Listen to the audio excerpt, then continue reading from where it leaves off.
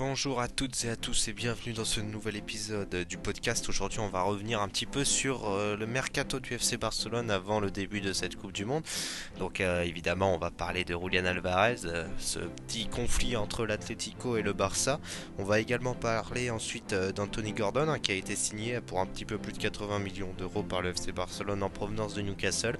Et enfin on finira par parler de ce qui pourrait être la recrue idéale au FC Barcelone, ce qui aurait dû être la recrue idéale. Et le cas Bernardo Silva qui va choisir de son avenir après la Coupe du Monde.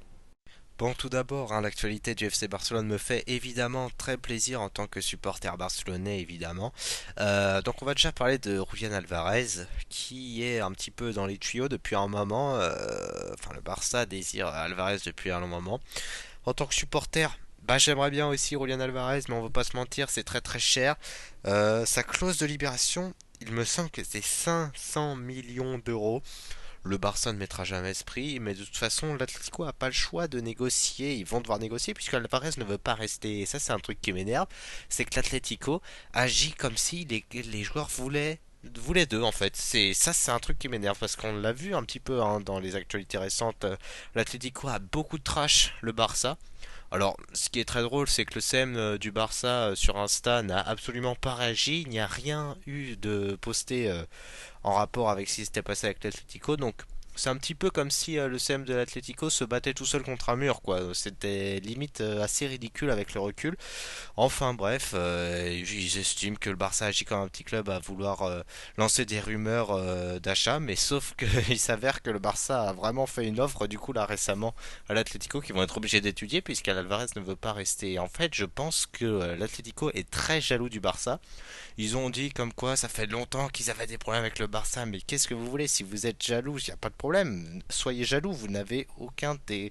Enfin, dans tous les domaines, le Barça est supérieur à vous. Dans absolument tous les domaines. Il faut arrêter même en termes de beauté de jeu, l'Atlético ne rivalise absolument pas avec le Barça et l'a quasiment jamais fait. Même cette saison, l'Atlético a battu le Barça en Ligue des Champions. Mais quelle équipe a joué de manière plus divertissante, de manière plus jolie? Bah évidemment que c'était le Barça. L'Atlético c'était littéralement comme Arsenal. Alors je dis pas Arsenal que vous jouez mal. Je dis juste que c'est un style de jeu très défensif. Et du point de vue de l'Atlético, on saupoudre ça de joueurs qui foutent la merde. Et Diego Simeone qui agit comme vraiment un bébé cadom. À chaque match, j'ai l'impression il cherche la merde tout le temps. C'est très énervant. Enfin bref, on n'est pas là pour parler de ça, on est là pour parler du mercato. Donc Julián Álvarez veut partir et ça agace un petit peu les supporters et la direction de l'Atlético parce que même Bernardo Silva qui souhaite partir, apparemment il y a une offre de l'Atlético, une offre du Barça, et il serait plus attiré par le Barça. Pareil Julián Álvarez, supporter barcelonais quand il était petit, il a plus envie d'aller au Barça que de rester à l'Atlético. Donc je pense que c'est un enchaînement de d'événements qui fait que l'Atlético est un peu jaloux du Barça sur certains points, et bah ça les a poussés à bout quoi, dans le sens où ils ont été obligés de diffuser leur haine publiquement, mais ce qui est plus ridicule qu'autre chose parce que bah, maintenant on sait que Alvarez veut aller au Barça et donc bah, l'Atlético va être obligé de négocier un petit peu plus. Ils vont sûrement essayer de négocier à un prix aux alentours de 130-140 millions. Est-ce que le Barça va pouvoir acheter Julián Alvarez après avoir acheté Anthony Gordon à plus de 80 millions? Je ne sais pas, ça paraît compliqué. Dans l'absolu, Julián Alvarez, c'est une excellente signature parce que là, on renforce notre poste de buteur, mais à un niveau stratosphérique. Hein, parce que là, Lewandowski va partir, donc c'est officiel. Lewandowski, merci pour les travaux. Il est venu en tant que star, il repart en tant que légende. Il était en plus, il était déjà sur les rotules, si je peux me permettre, parce que là, il va avoir quoi? Il a 37 ans, il me semble. Hein, donc, ça commençait à être un âge assez vieux pour un footballeur. Et il a assuré jusqu'au bout. Hein. La dernière saison a été plus difficile, mais il a assuré jusqu'au bout. Julián Alvarez en tant que remplaçant, c'est plutôt très positif pour l'avenir. Hein. Alors va falloir mettre la main à la poche du côté du Barça, mais c'est plutôt très positif à l'avenir et j'ai envie de dire que ça vaut presque le coup de s'endetter pour Julián Alvarez. Ça fait plaisir de voir le Barça recruter, en tout cas ça fait quelques saisons que le Barça ne recrute plus évidemment parce que bah forcément là il se passait des choses qui ont fait que les gros salaires d'il y a quelques années ont encore eu des répercussions jusqu'à aujourd'hui et c'est comme l'achat de Coutinho qui a avait ruiné le Barça. Bref, c'est des choses. C'est un concours de circonstances, on va dire. Mais aujourd'hui, le Barça peut enfin dépenser, donc c'est bien de le faire. Julian Alvarez, ça serait vraiment super pour remplacer Lewandowski. En plus, ça nous ferait une attaque Rafinha, Lewandowski, Yamal. C'est plutôt très positif parce que on manquait de qualité sur le banc. Et là, du coup, on va en avoir parce que Julian Alvarez aura en remplaçant Ferran Torres, que j'adore. En tant que super sub, c'est vraiment un des meilleurs super subs. Et c'est parfait en termes de qualité, même à gauche. Rafinha, Gordon. À droite, Lamine Yamal jouera quasiment tous les matchs, ça on le sait. C'est comme depuis 2 saisons, c'est le cas de toute façon. Mais au pire, on a Rooney qui pourra assurer les matchs en Liga où on a besoin de se reposer. Donc c'est largement suffisant. Rooney, ça serait bien d'ailleurs de lui faire plus de temps de jeu, de lui permettre d'avoir plus de temps de jeu la saison prochaine pour permettre d'évoluer un petit peu plus à son poste. Mais effectivement, que Julian Alvarez, on l'a vu de toute façon en Liga avec l'Atlético, il a été excellent cette saison.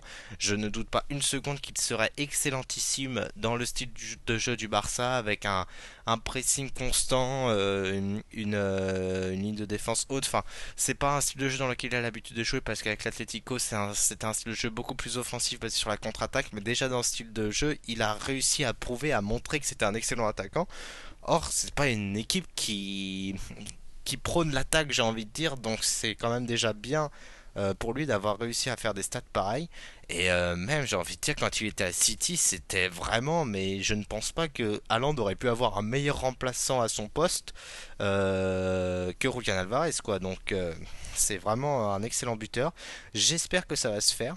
Maintenant, ça s'annonce compliqué parce que, à mon avis, l'Atlético va demander gros. Je ne sais pas du tout jusqu'où est prêt à aller le Barça ou jusqu'où est prêt à aller Deco et Laporta pour acheter Julian Alvarez. Je pense que ça fait longtemps qu'ils le veulent, donc ils vont tenter, ils vont aller jusqu'à leur plus haute offre possible. Je sais que le PSG est sur le coup de Julian Alvarez aussi. Ça m'étonnerait que le PSG obtienne quelque chose parce que je pense que en fait Julian Alvarez n'a pas forcément envie d'aller au PSG, même si c'est une équipe qui gagne tout depuis 2 ans. Il n'a pas forcément envie d'aller au PSG. En plus, il viendrait pourquoi? Parce que Julian Alvarez il va pas venir au PSG pour être remplaçant. Et qui va remplacer au PSG?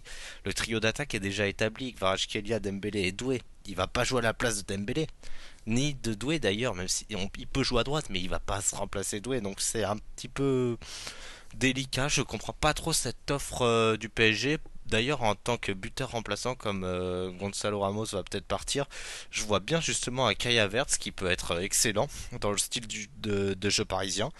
Mais ouais, j'espère que Julian Alvarez et le Barça, ça va se faire et que l'Atlético ne sera pas trop jaloux, trop énervé contre nous et ne fera pas un bashing supplémentaire sur les réseaux. En tout cas, j'espère que Deco va pouvoir faire une offre qui va satisfaire les dirigeants de l'Atlético Madrid.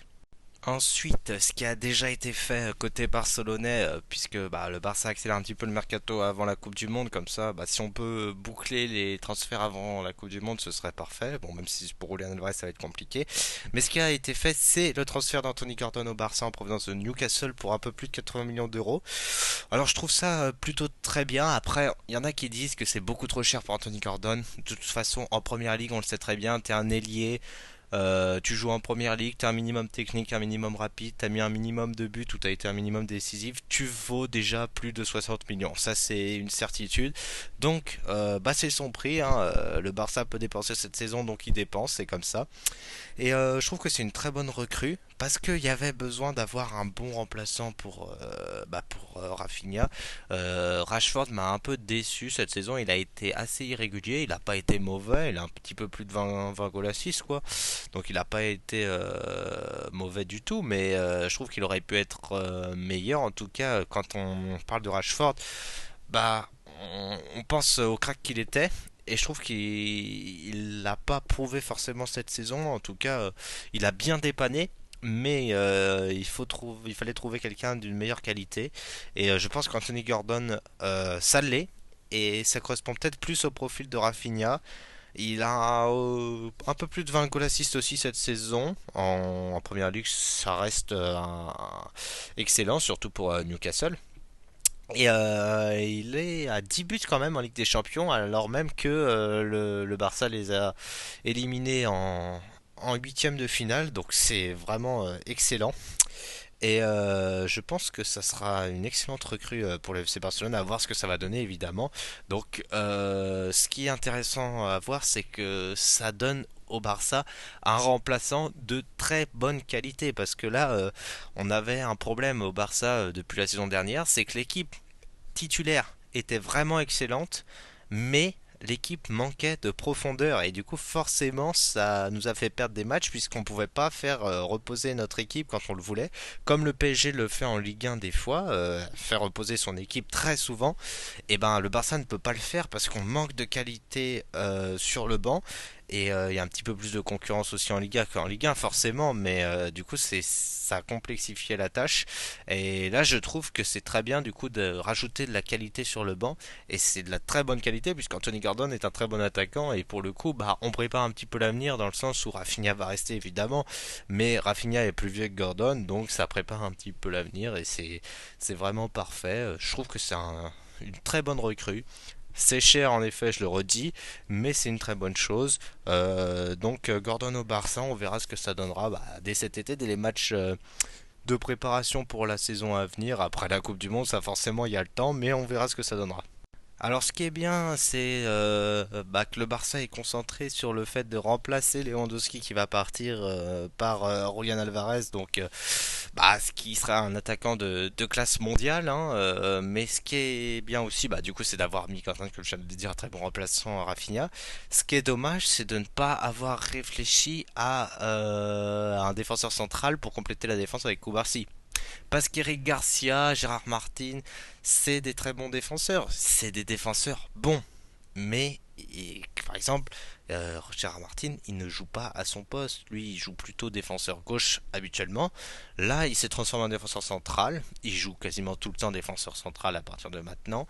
Il est bon, mais c'est pas une valeur sûre. C'est un bon défenseur central remplaçant. Ça s'arrête là. Il fallait recruter. Ce qui aurait été parfait, c'était de recruter Bastoni. Malheureusement, l'Inter ne veut pas le vendre. Donc ça n'a pas pu se faire, mais je trouve que la priorité du Barça aurait dû être donnée à un défenseur central, parce que là, on voit bien que le problème de cette équipe du Barça, c'est sa défense. La ligne haute fonctionne, mais ça serait bien d'avoir une charnière centrale de très grande qualité, alors que je trouve que Koubarsi est un excellent défenseur central. Il lui manque un autre taulier à ses côtés, parce que bah on a Eric Garcia, Gérard Martin, Arauro qui peut aussi jouer défenseur central, mais ce ne sont pas des tauliers. Il manque quelqu'un comme Inigo Martinez qui avait un petit peu ce rôle-là la saison encore d'avant. Donc ça aurait dû être la priorité du Barça, parce qu'après en termes de latéral, Koundé, j'aime beaucoup. Joao Cancelo a été très bon cette saison. Baldé un peu moins, mais il a eu beaucoup de blessures qui ont fait que. Donc c'est un petit peu un concours de circonstances aussi. Donc c'est dommage de ne pas avoir donné la priorité à ce mercato à un défenseur central. Peut-être que ça va se faire, on ne sait pas.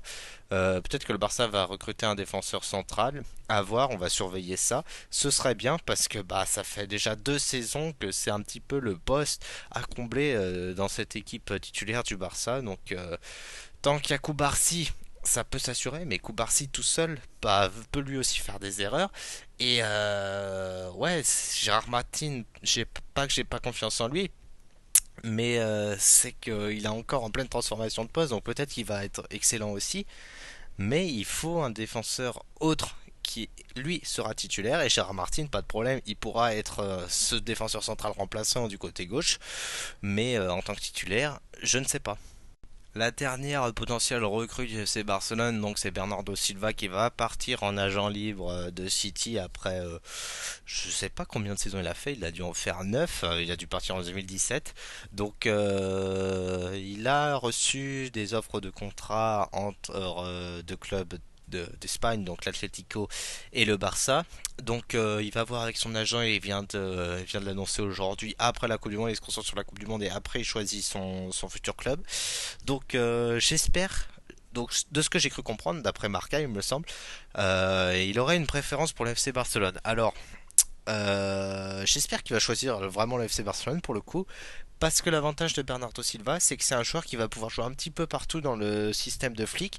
Il va pouvoir jouer il va pouvoir remplacer Lamine Yamal sur certains matchs. Il va même pouvoir jouer en tant que 10 s'il le veut et il pourra même jouer au milieu de terrain pour remplacer Petri ou De Jong. Donc ça peut être un excellent, une excellente recrue dans le sens où il va remplacer plusieurs postes et il va pouvoir permettre de faire reposer plusieurs joueurs à différents postes, comme le fait un petit peu Gavi.